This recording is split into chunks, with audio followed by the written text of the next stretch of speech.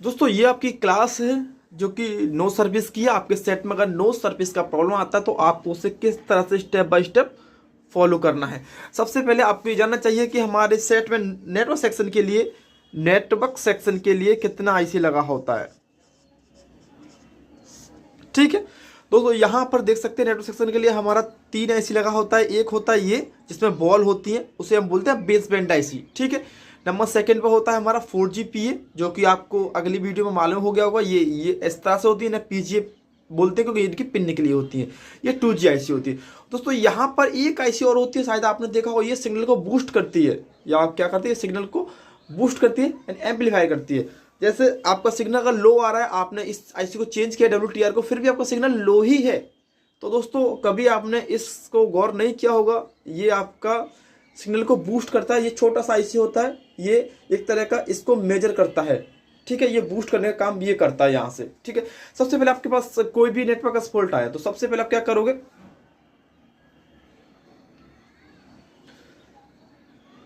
सबसे पहले जो आपको करना है वो आप अपने फ़ोन में *#06# ये करोगे। ठीक है, इसके बाद IMI नंबर अगर आपके फ़ोन में है, अगर आपके फ़ोन में IMI नंबर है तो दोस्तों फिर आपको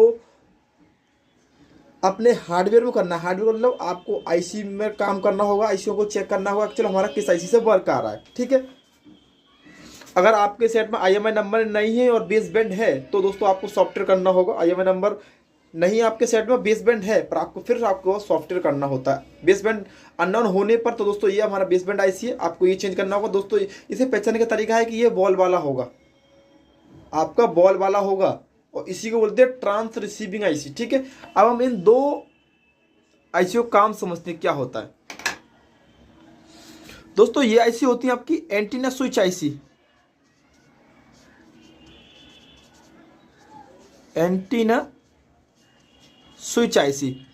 ठीक है, सबसे पहले जब हम नेटवर्क को सर्च करते हैं ना, सिम लगा के, जब अपने फ़ोन में सिम लगा के नेटवर्क सर्च करते हैं तो जब कंपनियों के जो नाम आते हैं वो इन दोनों आईसी से ही आती है, क्योंकि ये आपका एंटीना स्विच आईसी भी होती है। ठीक है, ये और ये आपका 3G 4G बैंड को कैच करता है, यानी उसको बूस्ट करने का काम करता है। ठीक है, तो यहाँ से आपको हर कंपनी के नाम आ जाएंगे, एयरटेल, आइडिया, वोडाफोन। ठीक है, अब ये कंपनियों के नाम आने के बाद आपके कंपनियों के नाम, दोस्तों आज सर्दी थोड़ा ज़्यादा है, इसी वजह से राइटिंग लिखने में थोड़ा सा दिक्कत हो रहा है, इसके लिए माफ़ करना।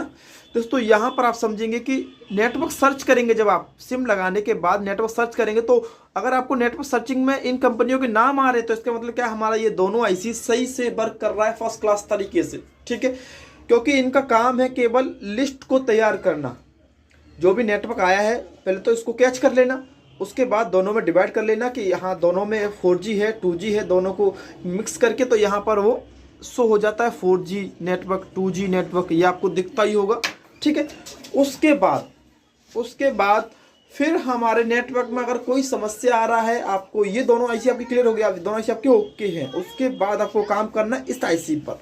ठीक है, ये दोनों आईसी को नहीं छेड़ना है। अगर आपका लिस्ट बन रहा है तो उसके बाद आपको काम करना है इस आईसी पर, इसे बोलते हैं हम ट्रांस रिसीविंग यानी WTR आईसी।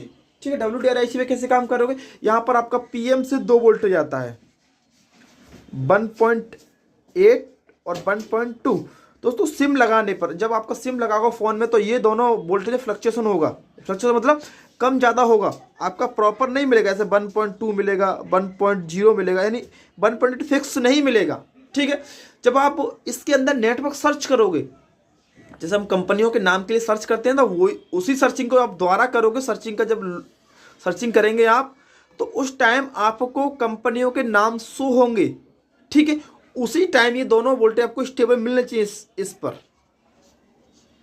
स्टेबल मतलब दोनों वोल्टेज आपके यहीं पर 1.8 तो 1.8 मिलना चाहिए, 2.8 तो 2.8 आपको मिलना चाहिए, उसी टाइम मिलना चाहिए जब आप सर्चिंग करोगे।